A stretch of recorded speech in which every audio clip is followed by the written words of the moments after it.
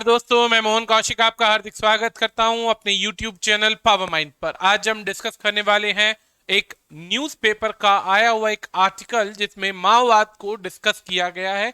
माओवादियों के द्वारा किए गए किसी अटैक को बताया गया है जिसमें सरकार की कई जगहों पर फेलियर भी दिखाई गई।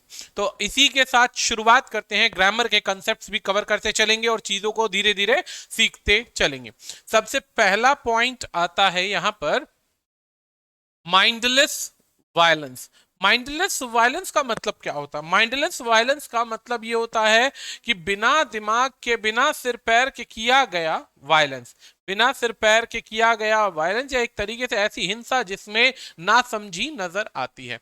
ऑन द थ्रेट, किस चीज पर? एक पूरी की पूरी धमकी बने हुए, एक खतरा बने हुए। किसके लिए? माओवादी आज भी एक्शन में है। ये अब ये क्यों बोला जा रहा है स्टिल पोज आज भी एक्शन में? क्योंकि कुछ समय पहले अमित शाह जी के द्वारा, हमारे प्राइम मिनिस्टर के बाद होम मिनिस्टर जी की बहुत ज्यादा वैल्यू होती है शब्दों की, तो यहां पर इनके द्वारा बोला गया था कि ज्यादातर नक्सलवाद का हिस्सा समाप्त हो चुका है।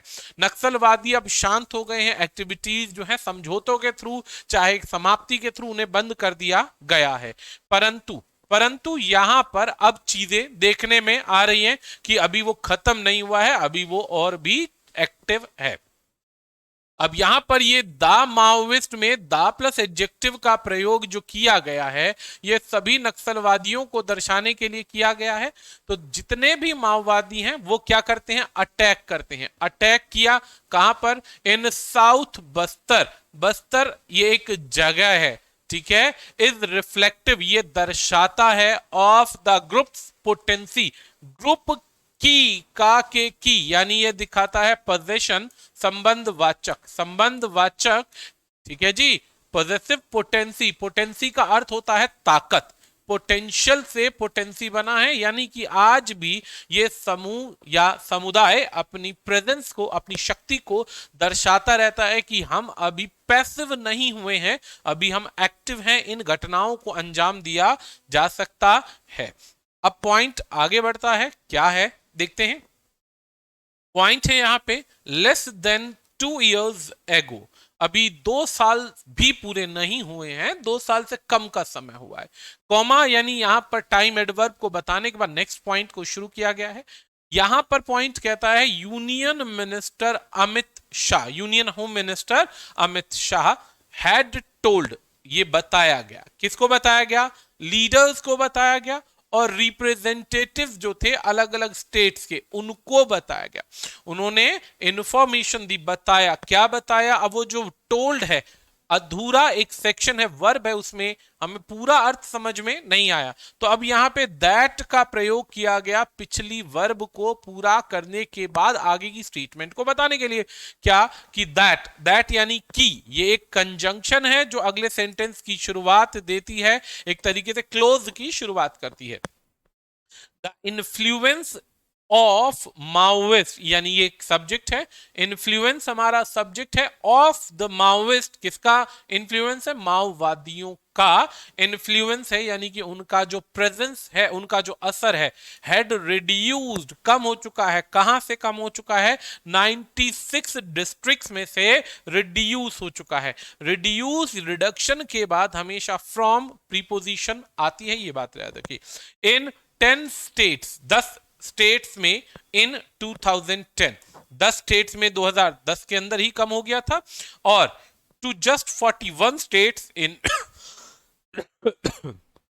बाय लेट 2021, यानी कि 2021 तक में और 41 स्टेट्स में इनका असर जो है धीरे धीरे कम हो गया। पहले 2010 में 10 राज्य थे, अब 41 जगह ऐसी हैं जहां पे कम हो गया है। चलो जी। क्लोज ऑब्जर्वर, जो भी इसको बहुत नजदीक से ऑब्जर्व कर रहे थे, किसके? माओवादियों को। अब वर्ड आता है इंसर्जेंसी। इंसर्जेंसी का मतलब होता है सरकार के खिलाफ किया जाने वाला विरोध या विद्रोह। ये विद्रोह आज से नहीं चल रहा है, ये विद्रोह 1960 से एक्टिव है। कभी ये बहुत ज्यादा एक्टिव हो जाता है, कभी पैसिव हो जाता है, लेकिन एक चीज नोटिस करने लायक है कि ये जो इंसर्जेंसी है ये बेसिकली सरकार के खिलाफ और सरकार के नुमाइंदों के खिलाफ होती है, या उन सर्विसमैन के लिए होती है जो सरकार के माउथ पीस या मैसेंजर बनकर आते हैं। अब यहां पर जो ये इंसर्जेंसी है इसके बारे में बात है कि क्लोज ऑब्जर्वर जितने भी है माओवादियों के, अब हमने इंसर्जेंसी बताया, हैड वार्निंग दी है। क्या वार्निंग दी है? फिर से आ गया कनेक्टर दैट। वार्निंग एक अधूरा वर्ब है, ऐसी बहुत सारी वर्ब है जिनके बाद दैट आता है, जैसे टोल्ड हो गया, इन्फॉर्म्ड हो गया, सजेस्टेड हो गया। ऐसे ही वर्ड्स के साथ सदैव दैट का प्रयोग होता है। That despite the Maoist decline, हालांकि डिस्पाइट का अर्थ होता है के बावजूद माओवादियों का जो डिक्लाइन यानी कम होना, उनकी एक्टिविटीज का धीरे धीरे गिरना, they are still active in south Bastar. कहता है कि अगर बात की जाए तो एक तरफ तो ये कह सकते हैं कि ये धीरे धीरे कम होते जा रहे हैं, लेकिन दूसरी तरफ ये भी बात आती है कि साउथ बस्तर में आज भी ये एक्टिव है। अब ये साउथ बस्तर कौन सा है? आंध्रा ओडिशा बॉर्डर और इन सम डिस्ट्रिक्ट्स ऑफ झारखंड। अब ये कहां कहां देखने को मिलता है? तो ये बॉर्डर दिखाने के लिए, यहां पर जगह दिखाने के लिए बोला है कि ये बॉर्डर है, और इन एक प्रीपोजिशन है जो हमेशा स्थान को दिखाती है। बड़े स्थानों को दिखाने के लिए इनका प्रयोग होता है। छोटे स्थान, छोटी ऑब्जर्वेशन या ऐसी जगह जो एग्जैक्ट लोकेशन हो, वहां पर आप एट का प्रयोग करते हैं। The killing on Wednesday of a district reserve guard team, यहां पर किलिंग हुई है एक डिस्ट्रिक्ट रिजर्व गार्ड टीम की। कहां का था वो? Of Chhattisgarh police in a powerful IED blast. IED blast होता है एक ऐसा एक ऐसे प्रोसेस का यूज किया जाता है जो बहुत एक्टिव ब्लास्ट होते हैं। भारत में ज्यादातर ये जो नक्सलवाद की तरफ से जो ब्लास्ट किए जाते हैं, इनको करने के लिए आईईडी का ही प्रयोग किया जाता है। अब उसके बाद फॉलोड बाय गन फायर, और उसके बाद क्या हुई? गन फायर देखने को मिली। इज रिफ्लेक्टिव, दर्शाता है, रिफ्लेक्ट करता है ऐसी एक्टिविटीज कि पहले ब्लास्ट किया और गन फायरिंग करी, या गन फायरिंग से ब्लास्ट किया। इज रिफ्लेक्टिव, दर्शाता है किस चीज को? ऑफ। रिफ्लेक्टिव एक मीन वर्ड है, किस चीज को दर्शाता है? Of the threat. Of the threat यानी कि जो धमकी है या जो खतरा है, स्टिल पोज्ड बाय माओइस्ट, जो अभी भी मंडरा रहा है माओवादियों के द्वारा। बाय दिखाता है किसी के द्वारा, बाय यानी प्रीपोजिशन बाय माओइस्ट। कहां पर? वही चीज है in south Bastar region, south Bastar के रीजन में दर्शाया जा रहा है। द फैक्ट, अब तथ्य क्या है? That the fact that these 10 personal, दोस्तों पर्सनल्स होता है, वैसे पर्सनल नहीं होता है। पर्सनल जहां भी यूज होता है इसे पर्सोनल भी बोलते हैं कई जगहों पर, पर्सोनल या पर्सनल। यहां पर ये पुलिस या डिफेंस के अधिकारियों के लिए होता है जो किसी भी तरीके से प्रोटेक्शन के लिए खड़े होते हैं, आर्म्स गार्ड कह सकते हैं इनको। ठीक है, तो ये जो दीज 10 पर्सनल वर रिटर्निंग यानी वापस आ रहे थे। फ्रॉम हमेशा दिखाता है किसी चीज के स्टार्टिंग पॉइंट को, तो रिटर्निंग कहां से? From a counter insurgency operation, यानी कि उन माओवादियों को रोकने के लिए, उनका सामना करने के लिए, उनके विद्रोह को दबाने के लिए ये उस अटैक की इंसर्जेंसी ऑपरेशन से वापस आ रहे थे। ठीक है, दैट दे हैड कंडक्टेड, जो उन्होंने एक्शन किया, यानी कि ये पुलिस वालों ने क्या किया?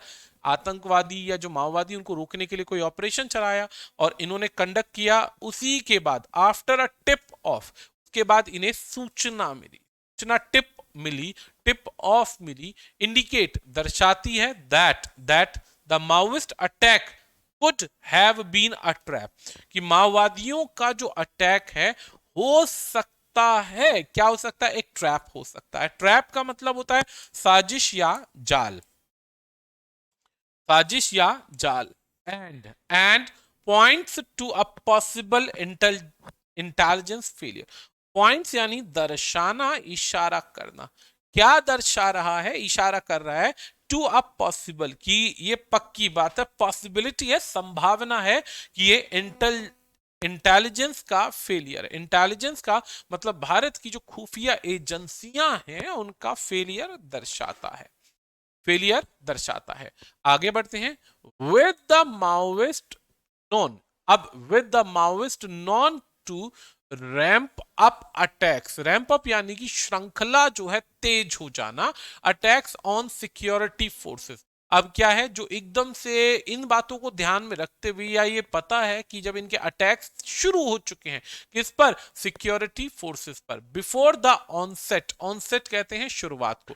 नमस्कार दोस्तों, मैं मोहन कौशिक आपका हार्दिक स्वागत करता हूं अपने YouTube चैनल पावर माइंड। जैसे ही स्टार्ट होता है तो ये नोटिस किया जाता है, पहले भी देखा गया है कि ज्यादातर जो अटैक्स होते हैं, इन अटैक के पीछे अक्सर ये पाया जाता है कि ये अटैक कब होते हैं, मॉनसून सीजन के आसपास एक्टिव होते हैं।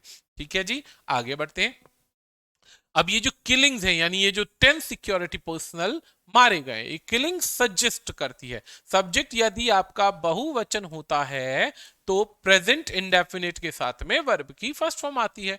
तो किलिंग्स सजेस्ट, सजेस्ट करती है, क्या सजेस्ट करती है, अ फेलियर। ये क्या है, एक फेलियर है। इन एंटिसिपेटिंग सच एन अटैक, इस तरीके का जो अटैक है ये एक तरीके से फेलियर दिखाता है कि आप आतंकवादियों को, विद्रोहियों को, विरोध को टोटल कुचलने में नाकामयाब रहे हैं। इट इज इनकम्बेट, इनकम्बेट होता है यानी कि एक तरीके से क्षमता का ना होना, कमजोरी होना, अपनी ऑफिशियल पोजीशन की होल्ड करने की पावर ना होना। इनकम्बेंसी यानी कमजोरी अपॉन द गवर्नमेंट, किसकी कमी है, किसकी कमजोरी नजर आई, सरकार की। To investigate, incumbent to investigate, छानबीन करना, द इंसिडेंट। प्लग बताता है, फैलाता है, सिक्योरिटी लूप होल्स। अब सरकार के सामने इस तरीके के जो इंसिडेंट होते हैं, अब इससे पता चलता है कि सरकार अपने कोई भी एक्शन को एक्टिव करती है और उन एक्शंस में क्या क्या लूप होल्स हैं, और लूप होल्स यानी कमजोरियां रह गई, कमियां रह गई, जिनका फायदा आपके देश में रहते हुए आतंकवादी उठाते हैं और सेना के जवान शहीद होते हैं हर बार। बहुत ज्यादा दर्द होता है जब किसी की मूर्खता, कमजोरी या कुछ साजिशों के चलते सभी नेता देश को चलाने का प्रयास कर रहे हैं, बहुत अच्छी मेहनत कर रहे हैं, सेना अपना काम कर रही है, लेकिन कहीं की भी कमजोरी जो है वो आपको नुकसान देती है। Find out the Maoist cadre, cadre यानी जैसे कहते हैं ना एनसीसी का कैडर है तो सैनिक मानते हैं, रिस्पॉन्सिबल फॉर द अटैक। अब हर बार जो अटैक होता है कोई ना कोई सरगना ग्रुप एक अपनी इसकी नाम लेता है कि हाँ मैंने ये अटैक करवाया, मैंने अटैक करवाया अपना खौफ फैलाने के लिए। And to bring them to justice, और उसको जस्टिस दिलवाना पड़ता है। ठीक है, but it is a task. अब माओवादियों को खत्म करना रिस्पॉन्सिबिलिटी है, उनको ढूंढना, उनको पकड़ना, उनको रोकना और उनको न्याय दिलाना जो लोग मारे गए, शहीद हुए। But it is a task that is easier said than done.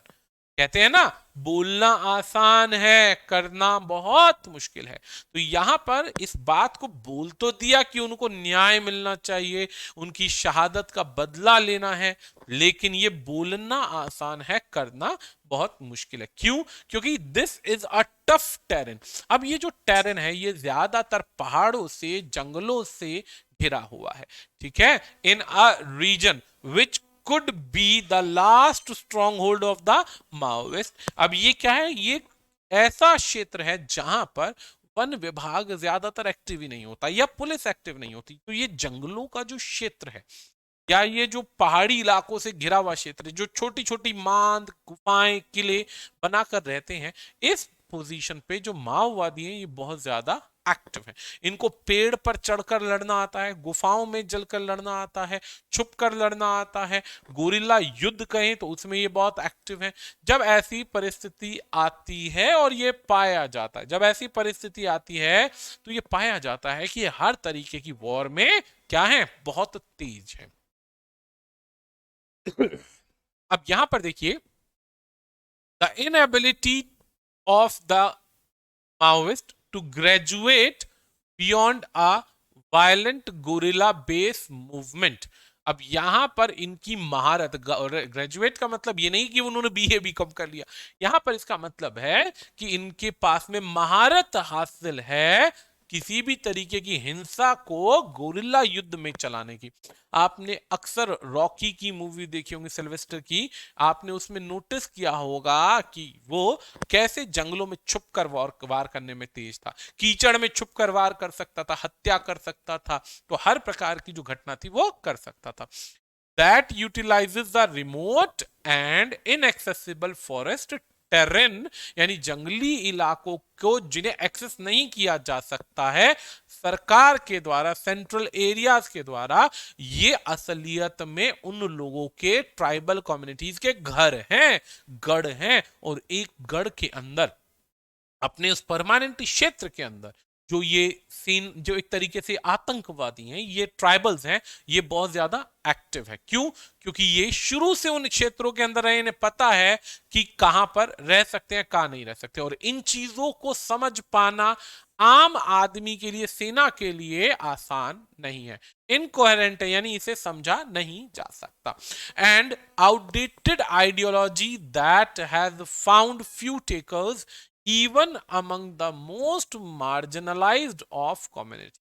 और यहां पर अगर बात की जाए तो ये जो मार्जिनल ये कम्युनिटी है या ये ट्राइबल लोग, इनकी संख्या जो है बेसिकली बहुत कम है, मार्जिनलाइज बहुत कम है, और ये अपने एग्जिस्टेंस के लिए, अपने फेक या जो इनकी डिमांड के अधिकार है उनके लिए बहुत ज्यादा एक्टिवली, प्रोएक्टिवली काम करते हैं, और तेजी से जनता को मारना इनका एक पेशा बन चुका है। डिलीजेंट सिक्योरिटी एक्शंस, यानी कि वो एक्शंस लेने बहुत जरूरी हैं जो सूझबूझ, क्षमता और बुद्धि के साथ लिए जाएं, और उसके अंदर सुरक्षा को ध्यान में रखते हुए एक्शंस लिए जाएं। Have centrally curbed, centrally curbed यानी certainly curbed, I am sorry, have certainly curbed. Curbed का मतलब किसी चीज को रोकना, उसको कंट्रोल करने का प्रयास करना। They are present outside their stronghold even as the responsive and penetration, penetration का मतलब होता है किसी क्षेत्र के अंदर तक घुस जाना और पूरी तरीके से उसको खंगोल लेना कि कहां पर आतंकवादी घुस सकते हैं, कहां पर वे एक्टिविटी कर सकते हैं। तो यहां पर एक बात कहते हैं कि उनको रोकना, उनकी एक्टिविटी को कंट्रोल करना, प्लस जहां पे उनका स्ट्रांग होल्ड है वहां पर हमारा रिस्पॉन्सिवनेस होना बहुत ज्यादा जरूरी है, और जहां जहां वो एक्टिव हैं उसे क्षेत्र को पेनिट्रेट करना बहुत ही ज्यादा जरूरी है भारत की राज्यों के द्वारा इन क्षेत्रों में। अब वेयर गवर्नमेंट स्वे, स्वे यानी कि जहां से इन्फ्लुएंस कर सकती है अब तक, लेकिन वो क्या है, एब्सेंट है। अब यहां पर एक बात ये कही जा रही है कि किसी भी तरीके से, चाहे उस क्षेत्र में घुसकर उनको बाहर निकालकर, चाहे उनको मनाकर, प्यार से या गोली मार के, हर तरीके से मेंटेन करना है पीस, चाहे वो कैसे भी हो। अभी तक इसमें सरकार कामयाब नहीं हुई है। हैज हैड अ मिटिगेटरी अफेक्ट, एक बहुत ज्यादा जरूरी अफेक्ट होना चाहिए।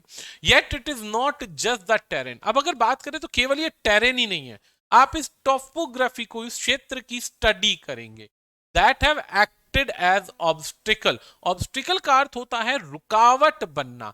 इन माओवादियों को हराने के लिए क्या है, ये जो टेरेन है एक तरीके से बहुत ज्यादा क्या बनता है, ऑब्स्टिकल बनता है, रुकावट बनता है साउथ बस्तर के अंदर, क्योंकि कब ये जंगलों से भागते हैं, गड्ढों में छुप जाते हैं बनी हुई गुफाओं के अंदर। आपको याद होगा या याद नहीं होगा तो चूहा फाइट, रैट फाइट के अंदर वियतनाम की लोगों ने, पूरे वियतनाम के लोगों ने, जिनके पास मुट्ठी भर लोग थे, उनके पास ऐसा टैलेंट था कि गोरिल्ला वॉर के अंदर पूरी अमेरिका की आर्मी को पीछे हटा दिया था।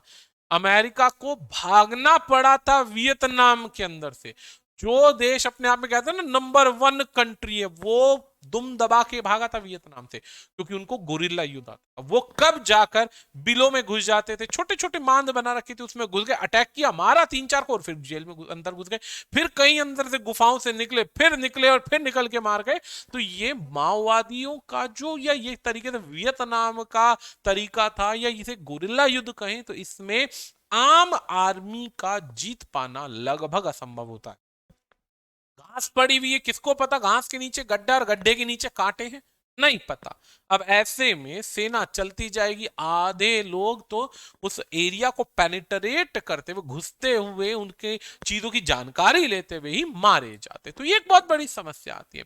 अब एलिनेशन ऑफ द सेक्शन, जो लोग उस क्षेत्र से फेमिलियर नहीं है, अलाइन है, अलाइन एलियन मतलब विदेशी हैं, पराए हैं, या उसको अच्छे से नहीं जानते, of the tribal caught in the crossfire between security force and Maoist has allowed the Maoist to tap into discontent and to retain a presence in the area.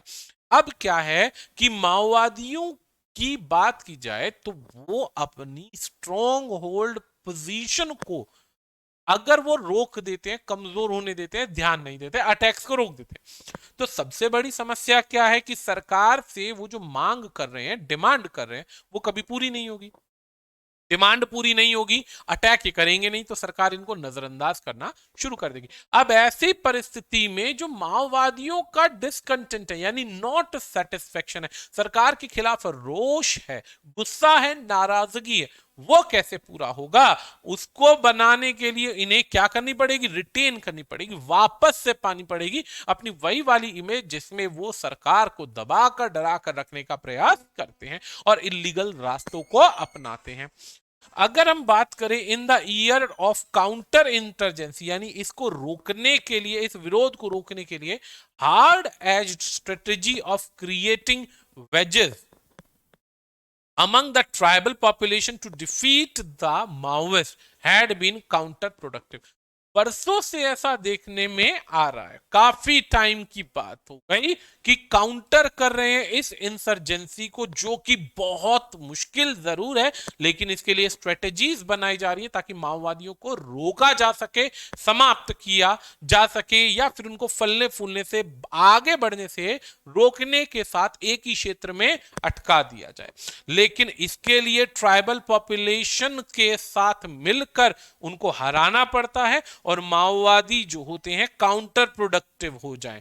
Counter productive क्या है? Defeat the counter productive, की वो बढ़ना बंद हो जाए। लेकिन कई बार क्या होता है, एक चीज समझना इस बात के लिए, अभी आप कहेंगे हेल्प भी मिल रही है, हथियार भी है भारतीय सेना के पास, सब कुछ है, फिर भी हार रहे हैं। सॉरी बच्चा, कई बार क्या होता है कि ये माओवादी अटैक करने के बाद में कब जाकर कॉमन मैन बन जाते हैं किसी को नहीं पता। आप सपोज कीजिए, एक उदाहरण के बात करें कि साधारण 500 लोग खड़े हैं, कॉमन पीपल है, किसी की शक्ल देख के तो लिखा नहीं है कि माओवादी है। आर्मी जाके पूछताछ करेगी, ये तब तक एक्टिव नहीं होते जब तक एक तरीके से स्लीपिंग सेल की तरह होते हैं भाई। अब ये जाएंगे, तब तक कुछ नहीं कहेंगे जब तक ये शांत बैठे हैं। कब इनमें से कौन सा निकलकर 15-20 फायर करके फिर कॉमन मैन बन जाए, तो इसको ढूंढ पाना बहुत कठिन है। गवर्नमेंट मस्ट कंटिन्यू, अभी गवर्नमेंट की मजबूरी है कि उन्हें जीतना ही जीतना है। क्या जीतना है? सपोर्ट जीतना है, कॉन्फिडेंस जीतना है उन लोगों का जो साउथ बस्तर के हैं, ठीक है, एज द श्योरेस्ट वे। क्योंकि अगर जनता का सपोर्ट मिल गया तो इनके रास्ते क्या हो जाएंगे? पक्के हो जाएंगे। हराने के लिए किसकी? इस माओवादी के मूवमेंट को रोकना और हराने के लिए अगर जनता सपोर्ट कर दी गवर्नमेंट का, तो ऑटोमेटिकली ये समाप्त हो सकते हैं। लेकिन सोचने वाली बात ये कि आतंकवादी हैं ही वही, आतंकवाद फैलाते हैं, मारते हैं, और कब कॉमन मैन बन जाते हैं नहीं पता। फिर जनता में भी खौफ है कि आपने सपोर्ट किया तो आपको मार देंगे, तो ये भी एक प्रॉब्लम है। Any military action that is hastily, hastily ये बहुत तेजी से चलता है, अर्जेंसी से चलता है, पुट टुगेदर फॉर रिट्रीब्यूशन, यानी कि जो भी आर्मी का ऑपरेशन होता है पनिशमेंट के लिए, उनको रोकने के लिए, विच कुड टारगेट। अब ऐसा भी हो सकता है कि इससे इनोसेंट ट्राइबल्स भी अटक जाएं और परिस्थिति बद से बदतर हो जाए। जहां पर हम चाह रहे हैं कि प्रॉब्लम्स रोकनी है, वहां पे आप गलती से सपोज करो आर्मी क्या करे कि एक तरीके से माओवाद को रोकने के लिए जनता को गोली मार दे। अब ऐसे में क्या होगा? परिस्थिति वर्स्ट हो जाएगी। एक्सकबेट का मतलब होता है, एक्सकबेट का, कि परिस्थिति वर्स्ट कर दी, और ज्यादा बुरी कर दी। अब ऐसे में और ज्यादा समस्याएं बढ़ जाती है। याद रखना, माओवादियों का जो ये मूवमेंट है ये शुरू ही इन पर्पसेस के आधार पर हुआ है, जहां पर आर्मी से अपना दुख, गुस्सा या रोष दर्शाती हैं, या सरकार के लिए दुख, गुस्सा या रोष दर्शाते हैं, अपनी मांगों को पूरा कराने के लिए, अपने राज्य के उत्थान के लिए, या अपनी बातों को जबरदस्ती थोपने के लिए गलत तरीकों का इस्तेमाल करके, हथियार का इस्तेमाल करके आम जनता या सरकार के या फौज को नुकसान पहुंचाने का काम करती है। ऐसे में आम आदमी अगर मारा जाता है तो और गुस्सा बढ़ेगा। एक तरफ जनता से सरकार चाहती है सपोर्ट मिले, लेकिन विरोध में अगर जनता कोई गोली मार दी गई तो दिक्कत बढ़ जाएगी। तो ऐसे में इनसे जीतना आसान नहीं है। बढ़ते हैं कुछ इडियम्स की तरफ। आज की क्लास में हर बार की तरह हम कुछ क्वेश्चन पढ़ते हैं। When he saw the snake, जब उसने स्नेक देखा, he took to his heels, took to his heel, यानी कि खड़े पांव भाग जाना। Took to his heel, took to his heel का मतलब होता है एडियां तेजी तेजी से उठाना, हील्स को उठाना और भाग जाना। तो सही आंसर बनेगा रन अवे इन फियर। अगला वर्ड है he was abide by. Abide by का मतलब होता है किसी चीज के नियमों का पालन करना। Hard and fast rule, hard and fast rule का मतलब होता है बहुत स्ट्रिक्ट पॉलिसीज बनाना, जिसके अंदर नियमों को नहीं मानने पर बॉडीली पनिशमेंट देना। बॉडीली पनिशमेंट यानी उनको बहुत बुरी तरीके से पीटना। तो उसके लिए यूज होता है हार्ड एंड फास्ट रूल के लिए स्ट्रिक्ट रूल होना। ऐसे बहुत सारे नियम चलते थे जब भारत में अंग्रेजों का शासन था और अंग्रेज अपनी बातों को पूरा करवाने के लिए किसी भी रिवोल्यूशनर या कहें कि विरोध करने वाले नेताओं को बुरी तरीके से पीटते थे, कोलू में पिलवा देते थे भाई। तो ऐसे में हार्ड एंड फास्ट पॉलिसीज बनती थी। She goes to her mother's house off and on, off and on. Off and on एक मुहावरा है जो बहुत ज्यादा यूज किया जाता है। यह टाइम एडवर्ब को दिखाता है, टाइम एडवर्ब को दिखाता है, जिसका मतलब होता है कि आप कितना ड्यूरेशन में, कितने समय के अंदर अंदर आप विजिट करते हैं किसी भी जगह पर, किसी भी जगह पर। तो ऑफ एंड ऑन होता है ओकेजनली। ओकेजनली यानी जब ओकेजन होता है किसी काम के लिए तभी जाते हैं, अन्यथा नहीं जाते। The robber murdered the women, यहां पे वैसे कॉमा नहीं आना चाहिए, कॉमा गलत है। द रॉबर मर्डर्ड, मर्डर्ड होता हत्या करना। आज का एक छोटा सा सवाल है बच्चों के लिए, murder versus killing, murder versus killed, इन दोनों में फर्क क्या है? किलिंग में, किल में क्या फर्क है भाई? दोनों में अंतर देखना, क्या अंतर है? ठीक है जी। The robber murdered the women in cold blood. Cold blood का मतलब जैसे कई बार क्या होता है, हम किसी का खून देखते हैं तो हमारा बॉडी हाइपर होने लग जाता है कि ये क्या कर दिया हमने, गलती हो गई या कुछ हो गया। तो अगर बात करें कि भाई कोल्ड ब्लडेड मर्डर है तो उसके अंदर मतलब है कि उसको कोई फीलिंग ही नहीं है, हत्या करने के बाद में उसको कोई फर्क ही नहीं पड़ा। अभी श्रद्धा मर्डर केस हुआ था ना, याद है ना, वो 36 टुकड़े किए गए थे, टुकड़े करने के बाद में फेंका गया था। तो अब ऐसे केस के अंदर जो मारने वाला व्यक्ति है उसके दिल में कोई दया, दुख या पश्चाताप नहीं था। तो नो रिपेंटेंस, नो फीलिंग को कहते हैं कोल्ड ब्लड। अगला वर्ड आता है Indians are going places. Going places का मतलब होता है अलग अलग जगह का पानी पीना, घाट घाट का पानी पीना।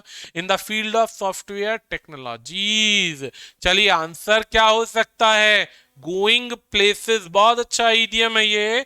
गोइंग प्लेसेस, घाट घाट का, जैसे कहते हैं ना कि भाई इन्होंने तो काफी ज्यादा रिसर्च कर रखी है, काफी ज्यादा रिसर्च कर रखी है, लेकिन अभी तक कुछ खास रिजल्ट्स की बात करें तो रिजल्ट्स प्रॉपर नहीं निकले। रिजल्ट्स प्रॉपर नहीं निकले या एक तरीके से टैलेंट की बात हो तो आप इसका यूज कर सकते हैं। गोइंग प्लेसेस, गोइंग प्लेसेस होता है कि उन्होंने मेहनत इतनी कर दी कि आने वाले समय में काफी ज्यादा और ज्यादा सक्सेसफुल होकर निकलेंगे। कहते हैं ना घाट घाट का पानी पी रखा है, यानी बहुत नॉलेज है। अगला वर्ड है dream on his fancies, the poet dream on his fancies, सपनों में खोए रहना, ख्वाबों में खोए रहना, उटोपियन वर्ल्ड बनाना कि भाई मुझे तो ये चीज ऐसी चाहिए। Going fences, not his knowledge nature, not is knowledge of nature, nature की नॉलेज नहीं दिखाई है, सिर्फ सपनों की बात करिए, ठीक है, इमेजिनेशन की बात करिए। कहते हैं ना हमेशा ख्वाबों में खोया रहता है कि आज ये मिलेगा, आज इससे संबंध, इससे बातचीत, मैं ये करूंगा वो करूंगा, और शाम तक आंखें खुलती हैं तो खाली हाथ बैठ जाते। अगला वर्ड है माई नेवर हैड टू पे थ्रू हिज नोज, यानी कि कई बार ऐसा होता है कि हम बहुत सारे एक्सपेंसेस कर देते हैं और जब हम उन एक्सपेंसेस को पे करने लगते हैं तो हमारे फेशियल एक्सप्रेशन जो होते हैं वो बिगड़ जाते हैं कि यार इतना महंगा खर्चा कर दिया, तो बड़ी दिक्कत होगी। तो पे थ्रू हिज नोज मतलब पे करते हुए आपकी नोज चढ़ जाना, गुस्सा आ जाना, बहुत ज्यादा किसी चीज का प्राइस पे करने को कहते हैं पे थ्रू हिज नोज। मैरिजेस के अंदर अक्सर आपने देखा होगा बहुत सारे लोग या परचेजिंग करते हैं, विवाह के लिए शादी के जोड़े खरीदते हैं, 5-5 लाख रुपए के लहंगे खरीदते हैं, तो उसमें क्या होता है, खरीदे जाते हैं लेकिन उसके बाद जब पे किया जाता है तो वो हमेशा एक तरीके से आफत बन जाती है क्योंकि जरूरत से ज्यादा कॉस्टिंग होती है।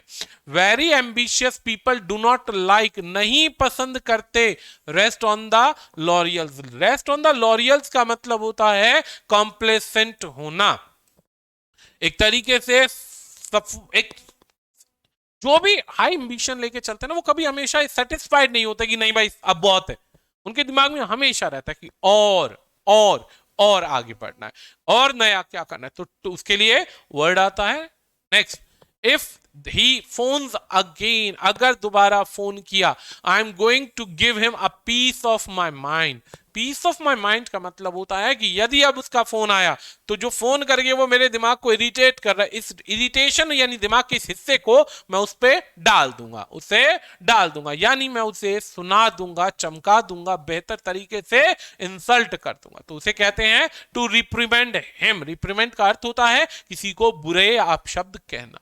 लास्ट क्वेश्चन है party high command wanted to stave off टाल देना the open battle, stave off the open battle, stave off एक बहुत अच्छा मुहावरा है जिसका अर्थ होता है किसी चीज से बचने का प्रयास करना कि भाई हम आगे ये काम करना ही नहीं चाहते क्योंकि इसके बहुत ज्यादा भारी भरकम नुकसान हो सकते हैं, भारी भरकम नुकसान हो सकते हैं। तो स्टेव ऑफ एक बहुत अच्छा मुहावरा है, कभी कभी ऐसा होता है कि आप बचते हैं किसी चीज से कि भाई नहीं हम ये लड़ाई नहीं लड़ेंगे।